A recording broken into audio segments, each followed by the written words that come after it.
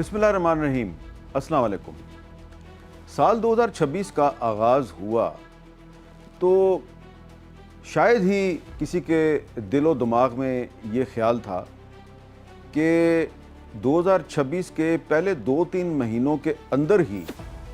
امریکہ کا بطور ایک سپر پاور جو امیج ہے یہ تباہ و برباد ہو جائے گا، اور امریکہ کے صدر ڈونلڈ ٹرمپ جو ہیں یہ پوری دنیا میں ایک مذاق بن کر رہ جائیں گے۔ آپ کو میری بات کچھ عجیب سی لگی؟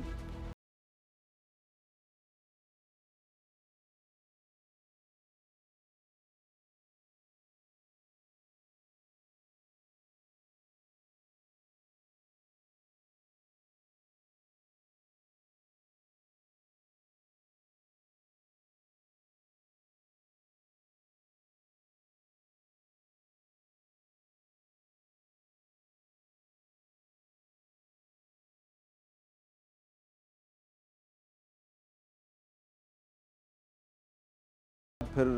جو نیتن یاہو کا اور ٹرمپ کا جو ایک ایجنڈا ہے، مشترکہ ایجنڈا، اس پہ عمل درآمد بھی ہوگا۔ لیکن آج ڈونلڈ ٹرمپ جو ہے اس کے بارے میں یہ سوال کیا جا رہا ہے کہ کیا ڈونلڈ ٹرمپ جو ہے وہ امریکہ کی بطور ایک سپر پاور جو امیج تھی، کیا یہ اس کو ختم کرنے کا باعث بن گیا؟ کیا ڈونلڈ ٹرمپ امریکہ کے بطور سپر پاور زوال کا باعث بن گیا ہے؟ یہ سوال کیوں کیا جا رہا ہے؟ یہ سوال بڑا اہم ہے۔ کیا واقعی اسٹریٹ آف ہرموز، جسے ہم اردو میں آبنائے ہرموز کہتے ہیں، کیا آبنائے ہرموز میں امریکہ کی فوجی طاقت جو ہے وہ سمندر برد ہو گئی ہے؟ کیا سپر پاور آبنائے ہرموز کے پانیوں میں ڈوب چکی ہے؟ یہ سوالات جو ہیں یہ صرف میں نہیں اٹھا رہا، یہ سوالات اس وقت پورے انٹرنیشنل میڈیا میں، پورے مغرب میں، امریکی میڈیا میں یہ سوالات اٹھائے جا رہے ہیں کہ کدھر گئی امریکہ کی بطور ایک سپر پاور جو اس کی ایک امیج تھی، وہ کدھر گئی؟ تو یہ سوال کیوں اٹھائے جا رہے ہیں، اور الٹیمیٹلی ٹرمپ کا جو انجام ہے وہ کیا ہو سکتا ہے؟ تو ان سوالات کا اگر ہم نے جواب تلاش کرنا ہے تو ہمیں صرف پچھلے 3-4 ہفتے جو ہیں، ان 3-4 ہفتوں میں جو ٹرمپ نے باتیں کی، ذرا ان کا جائزہ لے لیتے ہیں۔ آپ دیکھیں، جب ٹرمپ نے اور نیتن یاہو نے ایران کے خلاف جنگ کا آغاز کیا، یعنی کہ جو ایک بلا وجہ جنگ تھی اور اس کا کوئی جواز نہیں تھا، مذاکرات ہو رہے تھے ایران کے اور امریکہ کے، تو مذاکرات کے عین درمیان میں ڈونلڈ ٹرمپ نے اور نیتن یاہو نے ایران پر حملہ کر دیا۔ حملے کے بعد ٹرمپ صاحب نے بڑی رعونت کے ساتھ، بڑی ایروگینس کے ساتھ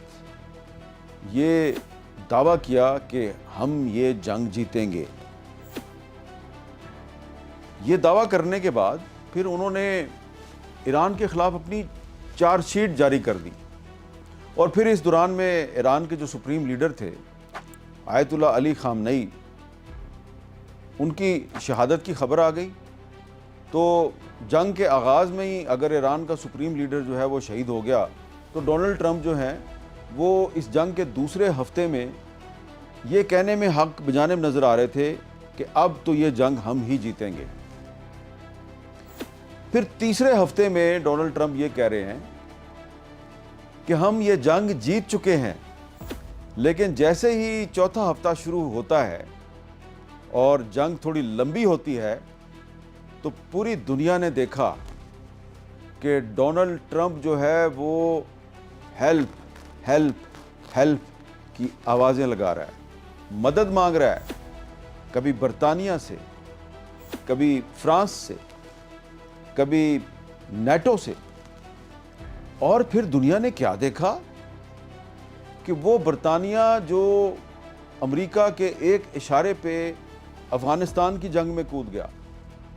وہ برطانیہ جو امریکہ کے ایک اشارے پہ عراق کی جنگ میں کود گیا، وہ برطانیہ جو یونائٹڈ نیشنز کی سیکیورٹی کونسل میں جو امریکہ کہتا تھا وہی کرتا رہا، اس برطانیہ کے وزیر اعظم نے باقاعدہ ایک प्रेस कॉन्फ्रेंस करके ये कहा कि हम डोनाल्ड ट्रंप की ईरान के ख़िलाफ़ जंग का हिस्सा बनने के लिए तैयार नहीं है। डोनाल्ड ट्रंप ने धमकी दी कि नेटो को मेरा साथ देना होगा वरना नेटो का अंजाम अच्छा नहीं होगा। तो जर्मनी, इटली और बहुत से जो यूरोपीय ममालिक हैं, उनकी हुकूमतों ने वाज़ेह तौर पे कहा भाई कि नेटो का क्या लेना देना है इस सारी जंग के साथ, भाई ये तुम्हारी जंग है, हमारी जंग नहीं है। हालांकि ट्रंप ने और नेतन्याहू ने पूरी कोशिश की कि इस जंग को मजहबी रंग दिया जाए। आपको याद है ना, डोनाल्ड ट्रंप ने अपने ओवल ऑफिस में मजहबी रहनुमाओं और पादरियों की एक मीटिंग बुलाई और उसमें उन सब ने उसको कंधे पे हाथ रख के दुआ दी कि ये जंग तुम ही जीतोगे। और नेतन्याहू तो ये कह रहा था कि ये वही जंग है जिसका जिक्र बाइबल में है और ये मजहबी जंग है और मैं किंगडम बनाऊंगा, इजराइल को किंगडम बनाऊंगा, यानी मैं ग्रेटर इजराइल बनाऊंगा। तो ये दुरुस्त है कि जो ज़ायनिस्ट मूवमेंट है ये कोई मजहबी तहरीक नहीं थी, लेकिन नेतन्याहू और डोनाल्ड ट्रंप, जिनके इर्द गिर्द बहुत से क्रिश्चियन ज़ायनिस्ट इकट्ठे हो चुके हैं, इन दोनों ने इस जंग को मजहबी रंग देने की कोशिश की। अब यहाँ पर एक बड़ा ही काबिल गौर, जिसे आप दिलचस्प भी कह सकते हैं, लेकिन काफ़ी एक अफसोसनाक पहलू भी है जिस पर गौर करने की ज़रूरत है। और वो ये है कि डोनाल्ड ट्रंप जो है वो तो ये कह रहा था कि ये हमारी जो जंग है इसका मकसद ईरान की एटमी सलाहियत ख़त्म करना है, और नेतन्याहू कह रहा था कि ये वो जंग है जिसका जिक्र बाइबल में है। और अमेरिका का जो सेक्रेटरी फॉर वॉर है, वज़ीर जंग पीट हेक्सेथ, वो तो खुल्लम खुल्ला ये कह रहा था कि ये मजहबी जंग है और अमेरिका का क्रूसेड है, ये हमारी सलीबी जंग है। वो तो छुपाता है ही नहीं अपनी सलीबी जंग की ख्वाहिश है। लेकिन वो यूरोप जिसने दरअसल कई सौ साल कबल मुसलमानों के ख़िलाफ़ सलीबी जंग लड़ी थी, जिसमें बरतानिया भी शामिल था, फ्रांस भी शामिल था, इटली भी शामिल था, वो यूरोप इस सो कॉल्ड क्रूसेड में शामिल होने के लिए तैयार नहीं। बरतानिया के अखबार फाइनेंशियल टाइम्स ने बड़ी खबर लगाई कि ट्रंप के जो इत्तेहादी हैं उन्होंने उसकी जंग में शामिल होने से इनकार कर दिया। CNN जो है वो लिख रहा है कि जनाब जो ट्रंप है वो अब अपने इत्तेहादियों से बड़ा सख्त नाराज़ है और उनको धमकियां दे रहा है। तो जो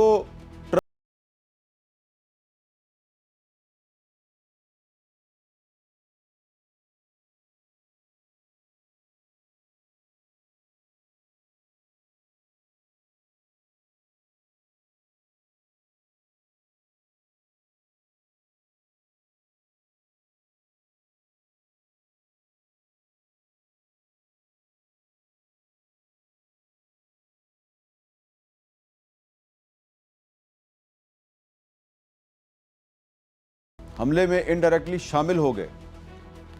और उनके ममालिक में जो अमेरिका के फ़ौजी अड्डे थे वहाँ से ईरान पर हमले किए गए, यानी कि वो इस हमले में शामिल थे।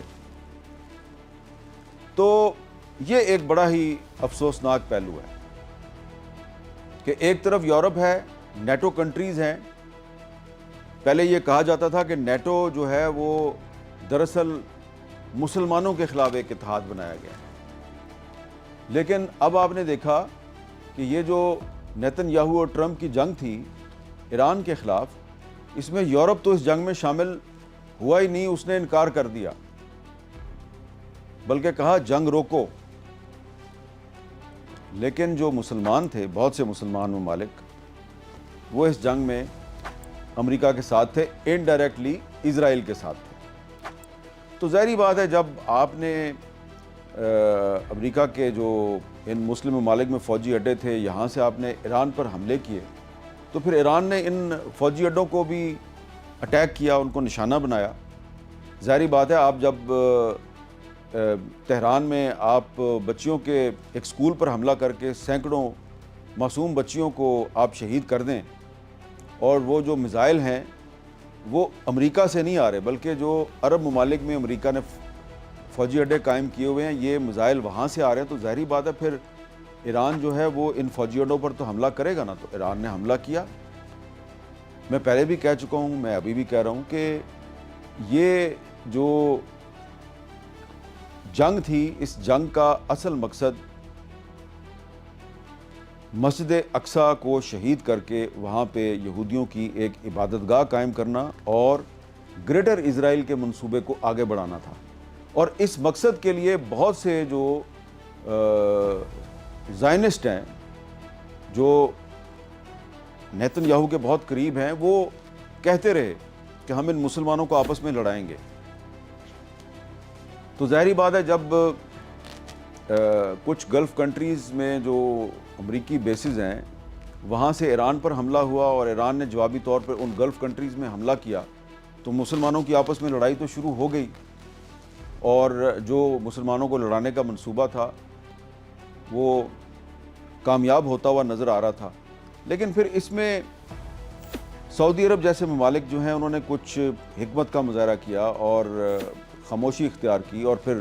پاکستان نے، ترکی نے اور کچھ اور جو مسلم ممالک ہیں انہوں نے کوشش کی کہ یہ جو ایران اور سعودی عرب ہے اس کے درمیان معاملات خراب نہ ہوں، اور پھر کوشش یہ کی گئی کہ ایران اور باقی جو گلف کنٹریز ہیں ان میں بھی زیادہ لڑائی نہ بڑھے۔ کوشش یہی کی گئی کہ مسلمان آپس میں نہ لڑیں۔ لیکن آپ نے دیکھا کہ جب کویت کی فضا میں غلطی سے 3 امریکی جنگی طیارے گر گئے تو ایویڈنس پوری دنیا کے سامنے آ گئی کہ کویت کی جو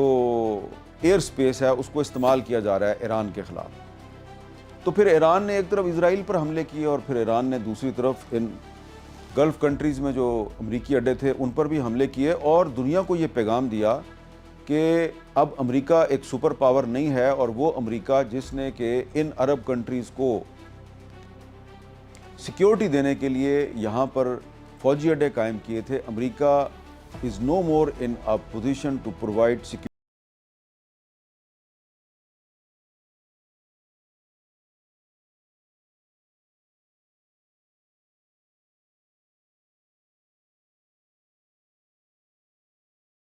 ڈیبیٹ شروع ہو گئی ہے کہ کیا واقعی اب امریکہ سپر پاور ہے یا نہیں ہے، اور ٹرمپ کا انجام کیا ہوگا۔ اچھا، اب یہاں پہ ایک بڑی دلچسپ بات ہے، وہ یہ ہے کہ ٹرمپ جو ہے اس کے انجام کے بارے میں اگر ہم نے تھوڑا غور و فکر کرنا ہے، کچھ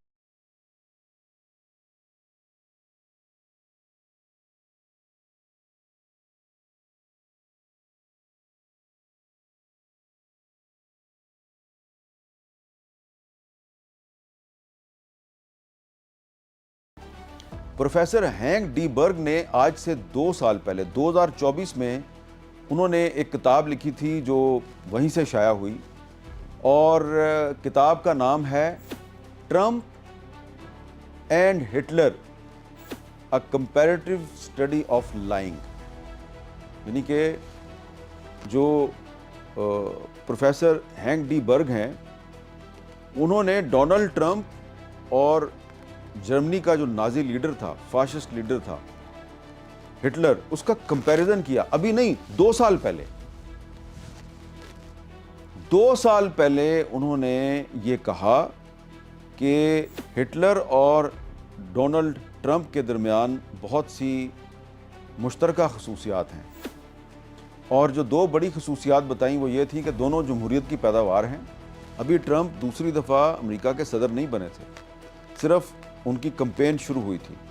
تو پروفیسر ہینک ڈی برگ نے کتاب لکھ کر دنیا کو خبردار کیا کہ دنیا والو، میں تمہیں وارن کر رہا ہوں کہ ڈونلڈ ٹرمپ جو ہے یہ دوسرا ہٹلر ہے۔ ہٹلر بھی جمہوریت کے ذریعے اقتدار میں آیا، ڈونلڈ ٹرمپ بھی جمہوریت کے ذریعے اقتدار میں ایک دفعہ آ چکا ہے، پھر دوبارہ آئے گا، لیکن اگر یہ دوبارہ اقتدار میں آیا تو یہ ہٹلر سے بھی بدتر ثابت ہوگا، کیونکہ ہٹلر اور ٹرمپ میں ایک بڑی خصوصیت ہے، مشترکہ خصوصیت۔ یہ دونوں جو ہیں یہ جھوٹ بہت بولتے ہیں، ڈس انفارمیشن پھیلاتے ہیں، فیک نیوز پھیلاتے ہیں، اور یہ نسلی منافرت یعنی کہ ایک ایسی پاپولسٹ سوچ کو فروغ دیتے ہیں جس کا مقصد نسل اور رنگ کی بنیاد پر نفرت پھیلانا ہو۔ تو اگر آپ کتاب پڑھیں تو آپ کو نظر آتا ہے کہ جو ہٹلر تھا اس نے یہودیوں کے خلاف نفرت پھیلائی، اور اس کتاب میں پروفیسر ہینک ڈی برگ کہتے ہیں کہ یہ جو ڈونلڈ ٹرمپ ہے یہ مسلمانوں کے خلاف نفرت پھیلاتا ہے۔ تو 2 سال پہلے ایک برطانوی یونیورسٹی کے پروفیسر نے دنیا کو خبردار کیا تھا کہ اس سے ہوشیار رہو، ڈونلڈ ٹرمپ جو ہے اگر یہ امریکہ کا صدر بن گیا تو یہ دنیا کو اسی طرف لے کر جائے گا جس طرف ہٹلر اس دنیا کو لے کر گیا تھا، یعنی کہ اس نے دوسری جنگ عظیم شروع کی تھی۔ اور اب کمپیریزن یہ ہو رہا ہے کہ یہ جو امریکہ کا ہٹلر ہے ڈونلڈ ٹرمپ، کیا یہ دنیا کو ایک تیسری عالمی جنگ کی طرف لے کر جا رہا ہے؟ کمپیریزن شروع ہو گیا، مغرب کا ایک نہیں، یورپ کا ایک نہیں، امریکہ کا ایک نہیں، ہر دوسرا اخبار جو ہے اور ٹی وی چینل وہ ہٹلر اور ٹرمپ کے درمیان مماثلت تلاش کر رہے ہیں۔ کمپیریٹو اسٹڈی ہو رہی ہے۔ پروفیسر ہینک ڈی برگ نے تو 2 سال پہلے کتاب لکھی تھی نا، اب تو کمپیریٹو اسٹڈی ہو رہی ہے کہ جناب یہ تو ٹرمپ ہے، یہ تو دور جدید کا ہٹلر ہے، یہ تو امریکہ کا ہٹلر ہے۔ تو یہ جو ایران کے خلاف اسرائیل اور امریکہ کی جنگ ہے، اس جنگ نے ڈونلڈ ٹرمپ کو امریکہ کے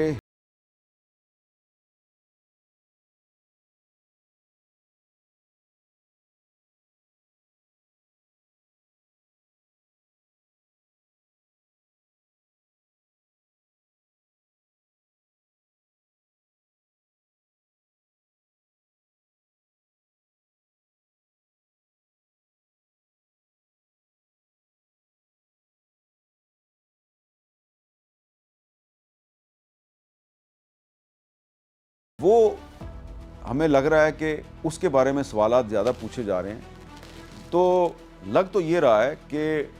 ٹرمپ صاحب جو ہیں وہ ایران میں رجیم چینج کے لیے سامنے آئے تھے اور انہوں نے نیتن یاہو کے ساتھ مل کر ایران پر حملہ کیا تھا۔ ٹھیک ہے،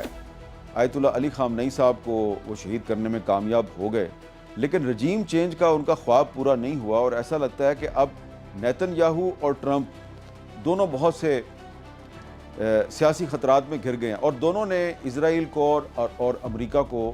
بہت سے خطرات سے دوچار کر دیا ہے۔ اب یہ جو ساری صورتحال ہے اس میں آپ یہ دیکھیں کہ ایران جو کہ انڈر اٹیک ہے، وہاں پر ہمیں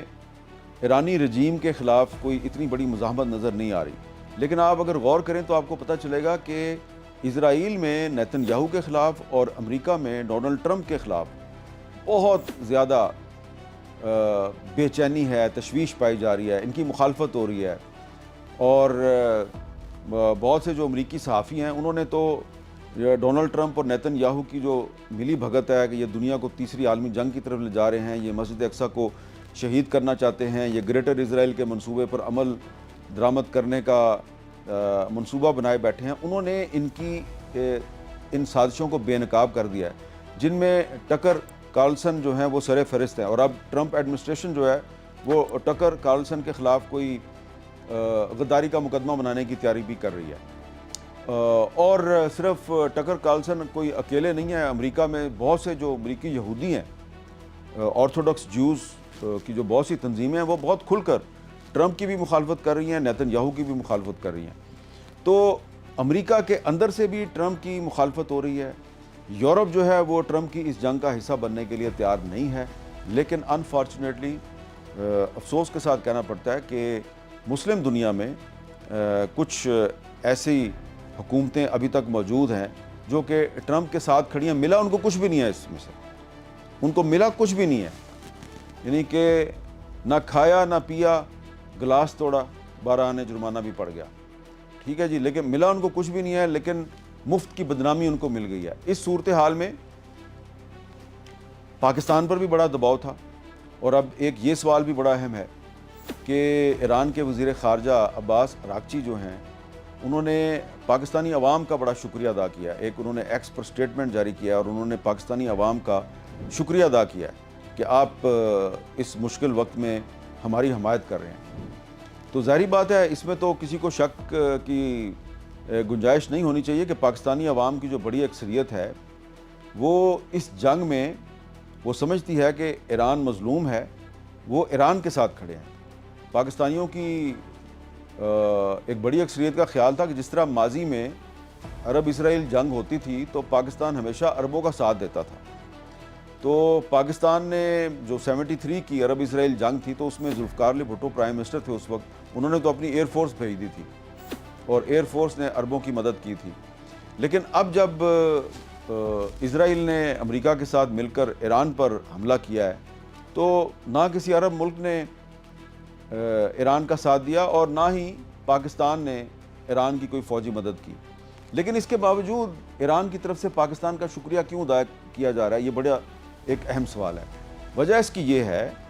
کہ امریکہ اور اس کے جو اتحادی عرب ممالک ہیں ان کا یہ خیال تھا کہ کیونکہ پاکستان کا سعودی عرب کے ساتھ ایک دفاعی تعاون کا معاہدہ ہے، تو اگر اسرائیل کی طرف سے ایران پر حملے کے رد عمل میں ایران جو ہے وہ گلف کنٹریز پہ اور سعودی عرب پر حملہ کرتا ہے تو پھر پاکستان کو سعودی عرب کا ساتھ دینا پڑے گا اور پاکستان ایران پر حملہ کر دے گا. اب پاکستان کا ایران کے ساتھ کوئی 850-900 کلومیٹر کا بارڈر ہے، تو پاکستان کے لیے ایران پر حملہ کرنا تو بڑا آسان ہے. لیکن آپ یہ بھی دیکھیں کہ پاکستان کے عوام کا سینٹیمنٹ کیا ہے، پاکستان میں پبلک اوپینین کیا ہے. بظاہر پاکستان میں کچھ چند لوگ ایسے ہیں جو کہ ایران پر حملے کے بعد ہمیں خوش نظر آ رہے تھے، خاص طور پہ جب ایران نے جوابی حملہ کیا سعودی عرب پر اور کچھ گلف کنٹریز پہ، تو انہوں نے یہ کہا کہ پاکستان کو چاہیے کہ وہ ایران پر حملہ کر دے. لیکن پاکستان اور سعودی عرب دونوں نے حکمت کا مظاہرہ کیا اور سعودی عرب نے کوئی پبلکلی یہ ڈیمانڈ نہیں کی پاکستان سے کہ آپ ایران پر حملہ کریں، بلکہ اس میں ترکی جیسے کچھ ممالک جو ہیں انہوں نے کوشش کی کہ سعودی عرب اور ایران جو ہیں وہ ایک دوسرے کے آمنے سامنے نہ آئیں. تو یہاں پہ فالس فلیگ آپریشن شروع ہو گئے. اب یہ فالس فلیگ آپریشن آپ سمجھتے ہیں کیا ہوتا ہے؟ فالس فلیگ آپریشن اس طرح شروع ہوئے کہ اسرائیل نے کچھ ڈرون جو ہیں وہ سعودی عرب کی تیل کی تنصیبات پر بھیجے اور تاثر یہ دیا کہ یہ ایران نے اٹیک کیا.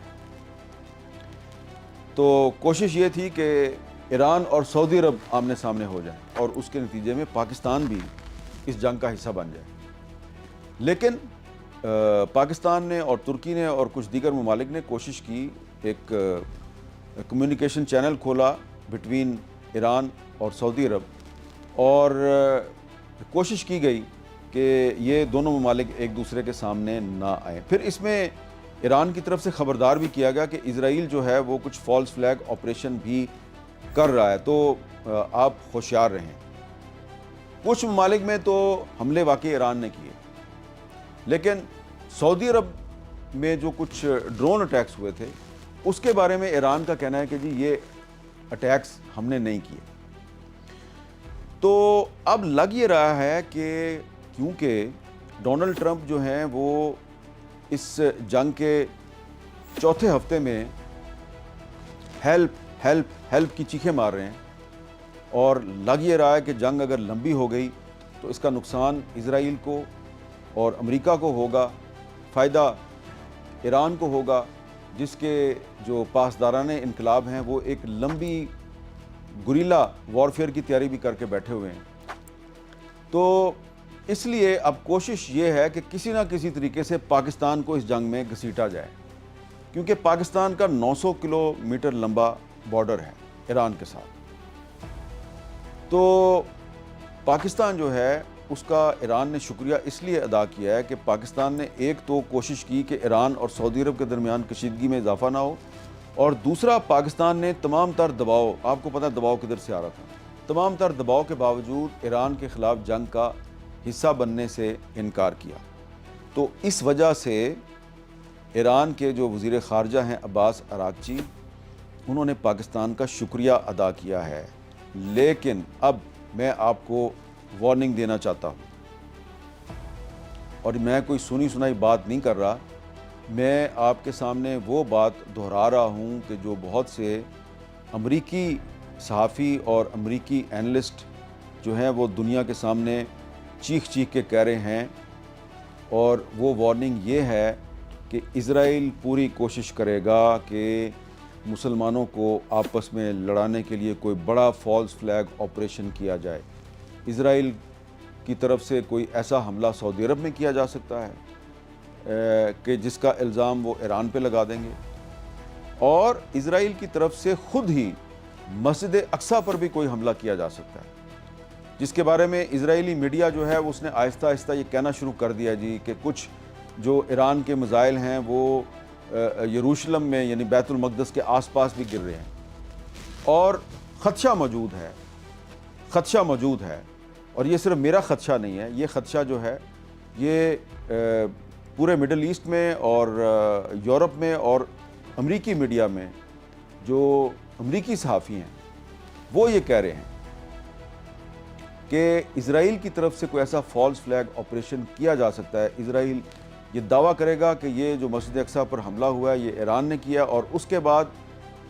कोशिश की जाएगी कि जो मुसलमान ममालिक हैं बशमूल पाकिस्तान के, वो ईरान के ख़िलाफ़ जंग का हिस्सा बन जाएं। तो इस सूरत हाल में ईरान को भी मुहतात रहने की ज़रूरत है, ख़बरदार रहने की ज़रूरत है। सऊदी अरब को भी मुहतात और ख़बरदार रहने की ज़रूरत है। पाकिस्तान को भी मुहतात और ख़बरदार रहने की ज़रूरत है। अपनी आंखें कान खुले रखें। और जो मुस्लिम ममालिक ने इस वक्त बहुत से गैर ज़रूरी फ्रंट खोले हुए हैं, वो फ्रंट फौरी तौर पे बंद करें। और ये जो ईरान पर जो इज़राइल का और अमेरिका का हमला है, इस पे तवज्जो दें। कोई फॉल्स फ्लैग ऑपरेशन जो है उसके ज़रिए पाकिस्तान को ईरान के ख़िलाफ़, सऊदी अरब को ईरान के ख़िलाफ़ इस्तेमाल करने की कोशिश की जाएगी। मैं आखिर में सिर्फ एक बात कहूँगा कि वो लोग जो ये कहते हैं जी कि ईरान जो है वो उसका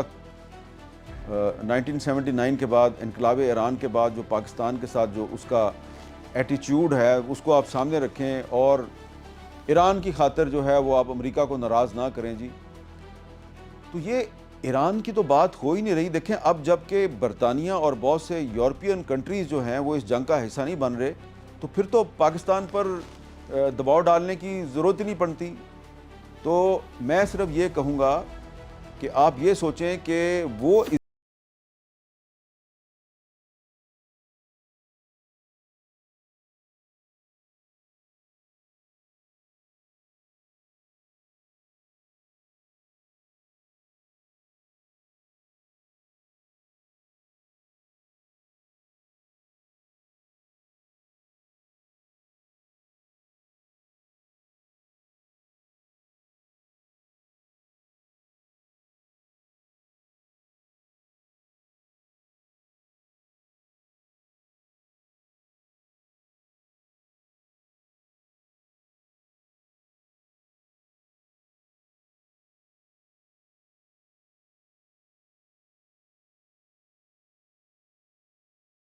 ऐसे